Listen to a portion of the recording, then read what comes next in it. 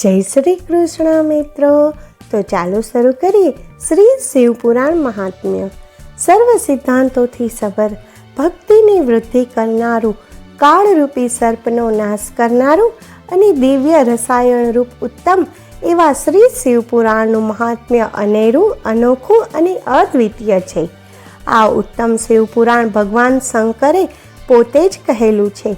આ કળીકાળમાં જન્મેલા મનુષ્યોના મનને નિર્મળ કરવા માટે શિવપુરાણથી ઉત્તમ અન્ય કોઈ સાધન નથી. આ પુરાણનું પઠન અને શ્રવણ કરીને મનુષ્ય શિવપદને પામે છે. શિવપુરાણનું એક ચિત્તે કરેલું શ્રવણ મનોવાંછિત ફળને આપનારું છે અને તે રાજસૂય યજ્ઞ તથા 100 યજ્ઞોનું ફળ પ્રાપ્ત કરે છે. આ શિવકથા પરમ પવિત્રતા આપવાવાળી છે.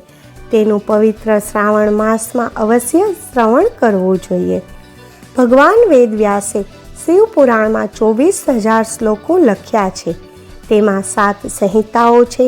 જે મનુષ્ય શિવપુરાણનો આદરપૂર્વક પાઠ કરે છે તે જીવન મુક્ત થાય છે અને અંતકાળે જે ભક્તિપૂર્વક સાંભળે છે તેને મહેશ્વર મોક્ષ ગતિ આપે છે. તે ધર્મ, અર્થ, કામ અને મોક્ષ એ ચારેય પુરુષાર્થ પ્રાપ્ત કરાવનારું છે અને આત્મવેતાઓ માટે નિત્ય સેવવા યોગ્ય છે.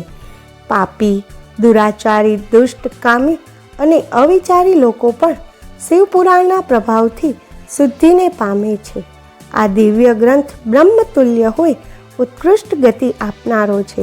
જે ઘરમાં આ પુરાણનું શ્રવણ પઠન થાય છે તે ઘર તીર્થરૂપ બની રહે છે અને જેઓ આ ગ્રંથનું પૂજન કરે છે તેઓ શિવપદને પામે છે.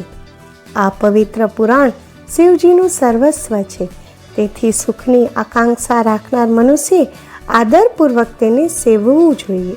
આ શિવપુરાણ ત્રિવિધ તાપને સમાવનાર, નિરંતર સુખ આપનાર અને સર્વદેવોને પ્રાણ સમાન પ્રિય છે. અંતકાળે શિવપુરાણની પરમ પવિત્ર કથા સાંભળવાથી શિવગતિ પ્રાપ્ત થાય છે અને મનુષ્ય કથા શ્રવણના ફળ સ્વરૂપે મોક્ષ ગતિને પામે છે. આ જગતમાં અમૃતથી મુક્તિ મળતી નથી, પરંતુ કથામૃતનું પાન કરવાથી મુક્તિ મળે છે. આ ભૂતલ પર પાપોના સમૂહનો નાશ કરનારી અને મનને નિર્મળ કરનારી શિવકથા સમાન કલ્યાણકારક અન્ય કોઈ કથા નથી. આ કથા સાંભળવાથી શિવજીનું દર્શન ચિત્તમાં સ્થિર થાય છે અને ચિત્તની સંપૂર્ણ શુદ્ધિ થાય છે. તેમજ અક્ષય સુખની પ્રાપ્તિ થાય છે. જે ભાવિક શિવભક્તો આ દિવ્ય શિવપુરાણને વાંચે છે, શ્રદ્ધાપૂર્વક અને ભક્તિપૂર્વક સાંભળે છે અને ગ્રંથનું પૂજન કરે છે, તે ભાવિક ભક્તો શિવપદના અધિકારી બને છે. આ શિવકથા સંપૂર્ણ ફળદાતા અને મોક્ષદાતા છે. તે સંસાર રોગનું નિવારણ કરનારી અને સંસાર સાગરને પાર ઉતારનારી પરમ પવિત્ર કથા છે. તો આપણે સાંભળ્યું શિવપુરાણ મહાત્મ્ય, જે આપણે અવશ્ય સાંભળવું જોઈએ. તો હર હર મહાદેવ.